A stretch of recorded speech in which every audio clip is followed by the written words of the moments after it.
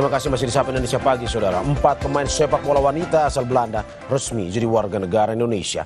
Pemerintah berharap keempatnya bisa memberi kontribusi maksimal bagi timnas putri Indonesia di kancah internasional. Dirjen Administrasi Hukum Umum Kementerian Hukum Widodo bilang naturalisasi diberikan melalui berbagai pertimbangan, termasuk memiliki garis keturunan Indonesia. Sebelumnya, keempat pemain sepak bola wanita ini sudah mendapat persetujuan dari Komisi 13 dan 10, serta ditetapkan dalam rapat paripurna DPR dan diusulkan oleh Presiden Prabowo Subianto. Dengan demikian, prosedur naturalisasi sudah selesai. Melakukan naturalisasi ini setelah memperlakukan berbagai macam pertimbangan dari tim 4 ya, TP4 ya, baik Kementerian Hukum, Kementerian Sekretariat Negara, Mendagri dan juga dari PSSI atau cabang organisasi yang menanganinya.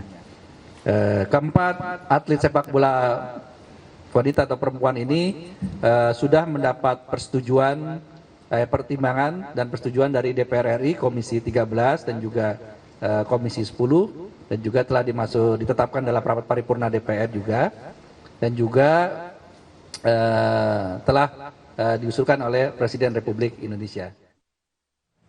Kita ke informasi selanjutnya, Saudara. Pemerintah Indonesia gencar menggaungkan percepatan transisi energi terbarukan.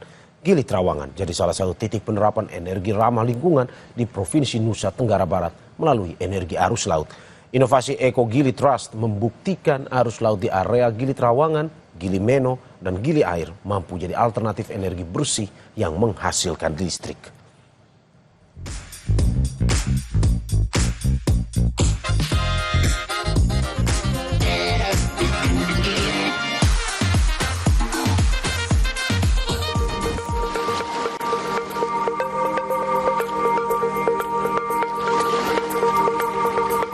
Salah satu yang belum banyak dikembangkan adalah energi laut.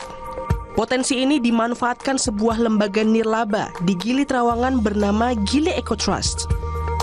Berdiri sejak tahun 2001, Gili Eco Trust fokus pada restorasi terumbu karang serta pembersihan dan pengelolaan sampah di Gili Trawangan. Pada 2020, Gili Eco Trust berinovasi memanfaatkan energi arus laut untuk konservasi terumbu karang dengan biorok. Biorok adalah teknologi membangun terumbu karang dengan struktur besi yang dialiri arus listrik lemah.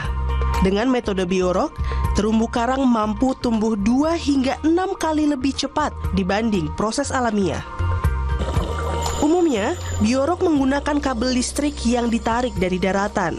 Tapi, inovasi Gili Eco Trust membuktikan arus laut di area Gili Trawangan, Gili Meno, dan Gili Air mampu jadi alternatif energi bersih. Arus laut tersebut menggerakkan baling-baling dynorotor sehingga menghasilkan arus listrik ke struktur besi biorok. Kita cari renewable energy. Kita menyelam setiap hari dan kita bisa rasa arus laut ini tenaga tinggi sekali. Soalnya kita pikir, oh bagus kalau bisa dapat tenaga listrik dari laut untuk proyek restorasi terumbu karang. Ini seperti laut untuk laut. Laut kepada laut untuk restorasi dan lingkungan lebih baik. Gili Eco Trust digagas oleh warga Gili Meno, Malik Rombak, dan warga negara Prancis Delphine Hope. Sementara bagi Malik Rombak, terumbu karang jadi pilar utama pariwisata Gili Meno, Gili Indah, dan Gili Trawangan. Kesadarannya tumbuh setelah menyaksikan populasi ikan berkurang akibat terumbu karang rusak karena ulahnya. Karena saya awalnya dulu tahun 70 perusak karang. Jadi apapun semua saya lakukan dulu tahun 70. Ngebom, potasium cyanida, angkat karang jadi kapur. Karang itu lambat tumbuhnya, karang itu cepat rusaknya kalau kita tidak ada yang memperhatikan. Laut ini kan harus perbaikan karang itu yang kita supaya karangnya bagus, ikannya banyak. Harus dijaga berkelanjutan kan begitu. Energi arus laut hanya salah satu jenis energi terbarukan di wilayah kelautan.